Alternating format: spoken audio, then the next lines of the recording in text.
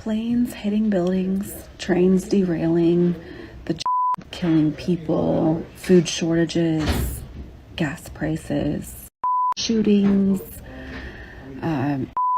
Island, they're gonna get him. We're gonna get the list. It's coming. It's so coming. Right around the corner, the Q thing, which pulled into that one. Always waiting for the Q drop, waiting for the next thing around the corner. Now you got Trump talking about smart cities, and it's all crazy lies. And now what is it? Yesterday is aliens. The live court appearances, or the court appearances or hearings of congressmen fighting for our rights. The court hearings of the murderer that supposedly murdered his whole family, and now everyone's watching every day to find out what the next thing is. All Jesuit, Nazi. It's all propaganda. It's a show. It's not real. They're all actors. There's actors on TV, and that's it.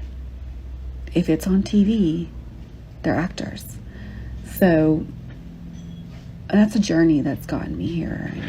And not everyone's on the same journey. If you see my face and you say, oh, she's crazy, that's okay. That's just your journey. That's where you're at right now.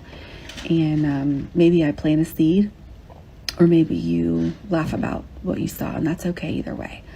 But where I'm at right now, I realize that it is all of it. Acting, from politics to movies to all of it. The presidential debates, the actually going to vote. Whoa. The red versus the blue, the like I said, it's killing people. Or is it not? Or all of it. All of it is just to keep the peanuts, for the people at the circus, and keeping it away from up here, the mind, the brain, for it to be quiet and to think on who we really are and how special we really are, and that we're not flying through space at Mach 88, almost going to crash into whatever. Every day we could possibly crash into something, and now there's aliens coming here. It's so beautiful and calm when you find the truth, and I hope y'all get here. And if you're already here, what's up? This was around 8 this morning. The full moon is on this side while the sun is directly on the opposite side. This could never happen on a globe Earth, and the sun and the moon are rotating. So I'm definitely like a flat earther or something. Whether it's flat, whether it's concave, I just know it's not a globe. It's 100% not a sphere. And I have no intentions on trying to convince somebody either way on this post right now, because it took me years to really realize it. I just have a simple question that I think most people can answer, especially Americans. Knowing the way this country has operated throughout history, the way it has consistently lied to the citizens of this country, from lies like the towers, JFK, crack in the ghetto. I mean, of all the things we know that they've lied about and a million things that we don't know that they lied about, I think we can agree on one thing. When the elite strike gold, they keep it to themselves. Why would they tell us about outer space? They don't even teach us how to do taxes. Like, come on, yo. Common sense. How would this happen on a globe? Just off the coast of Japan, they've just found 7,000 new islands. Not 50, not 100, but 7,000 islands. I thought we were meant to have satellites that caught every bit of the globe. Unless satellites are fake. In 1964, NASA was sending balloon satellites up. But what I found more suspicious is that NASA are still the biggest consumer of helium in the world. NASA's logo literally has a serpent's tongue running through it. NASA in Hebrew means beguiled. So let's look at what beguiled means. To charm or enchant someone, often in a deceptive way. Which leads me on to my next topic. This is an official NASA document on the derivation and definition of a linear aircraft model. Read this summary. This report documents the derivation and definition of a linear aircraft model for a rigid aircraft of constant mass flying over a flat, non-rotating Earth. So, we're supposedly orbiting the Sun at 66,600 miles per hour. 666. I mean, come on. We can't exactly go to the edge of the ice wall, can we? Why might that be? Do you really believe this man went to the moon? Like, seriously? Wake up. So NASA's space missions are all named after gods. Yes. Yeah, so we got Project Mercury, Gemini mission, and the most popular Apollo. Yes. Which is, I mean, you start putting all this together. Yes. It's so amazing. NASA also says the speed of the Earth's orbit is 18.5 miles per second, which is 66,600 miles per hour. Keep going. The curvature in 1 mile squared is 0.666 feet. Mm-hmm. And the axis tilt is 66.6 degrees. Yes. I have an entire page of this on my phone. Literally. It's crazy. The surface temperature of Neptune is 6 times 6 times 6. Pluto's orbital velocity is 4.6666 kilometers per second. I can go on. Yeah. And on and they all, and yeah. on. Like I'm more. So if nothing else, it's at least for you to open your eyes to be like, okay, let me. When you start hearing these things, it's just yeah.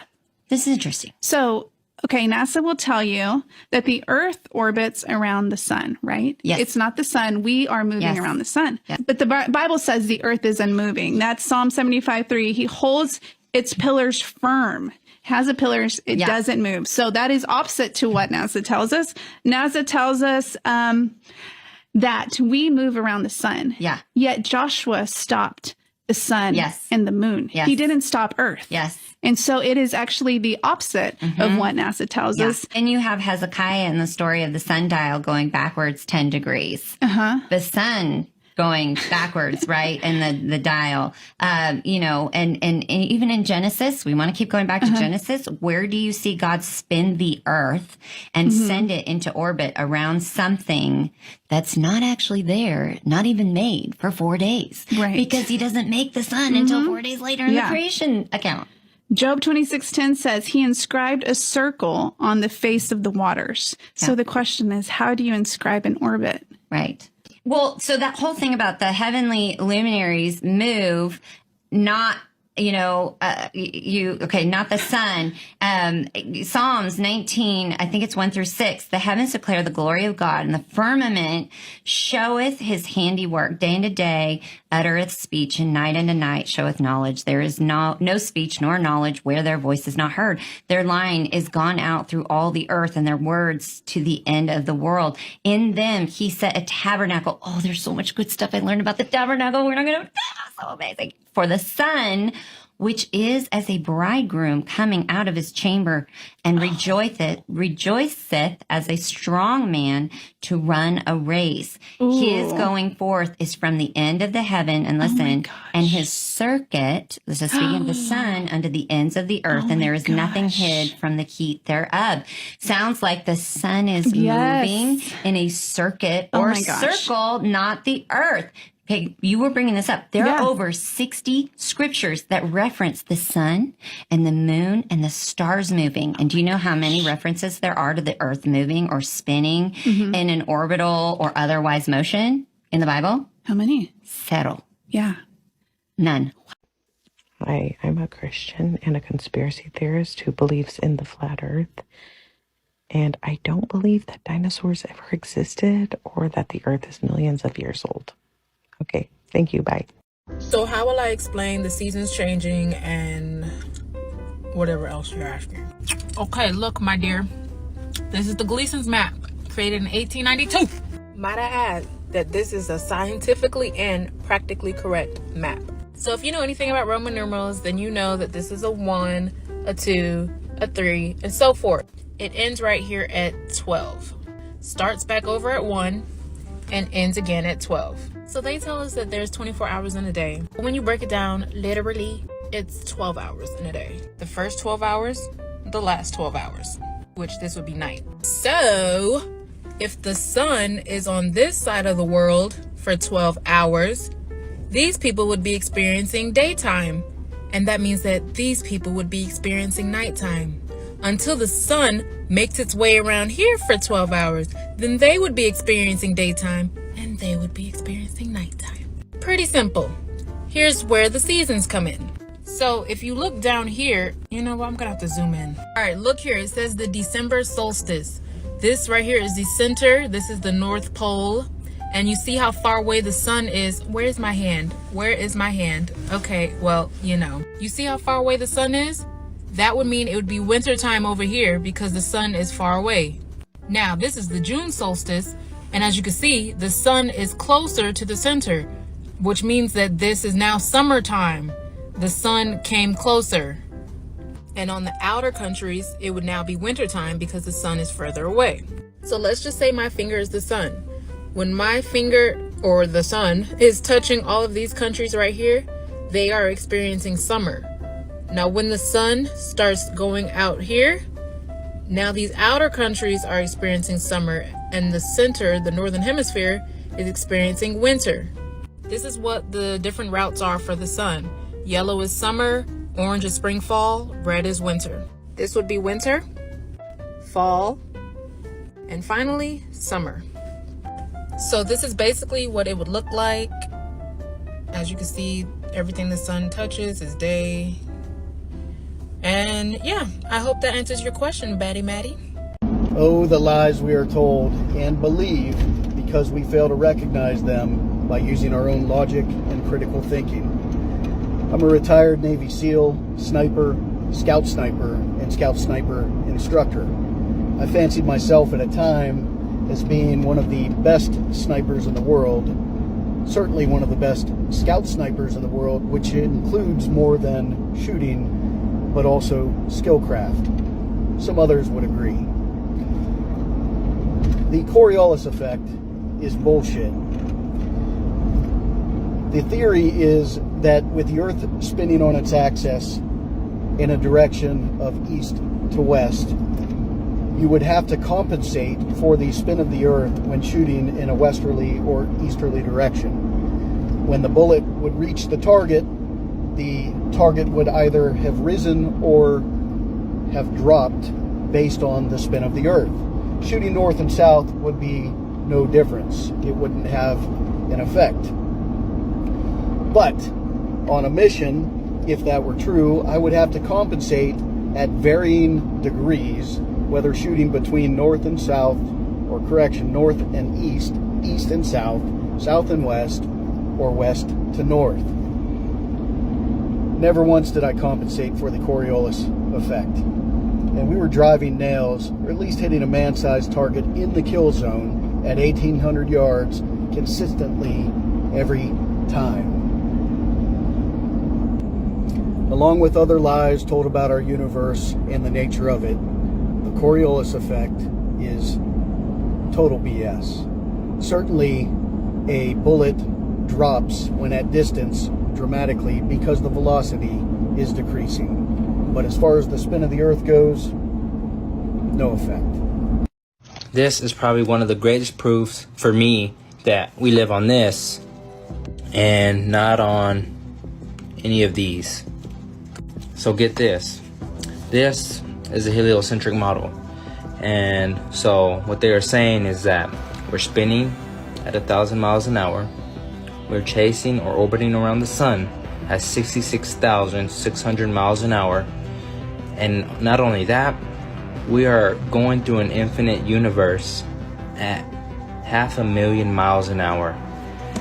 So we are literally corkscrewing, spinning in an infinite universe right now. And they're saying never to return where we were before. These are the Georgia Guidestones, and it had a little hole drilled into the center stone right here. And well, if you were to look through that hole, you would see Polaris, our North Star. So my question is, how could we be traveling in all these different directions, traveling infinite distances, and that star remains in that hole? Like, seriously, guys, there's no way, absolutely no way, that star would be in that hole for one day. If we're doing all those speeds, doing all this commotion, let alone 40 years. And also, it's kind of weird how these stars just rotate around Polaris or rotate around us.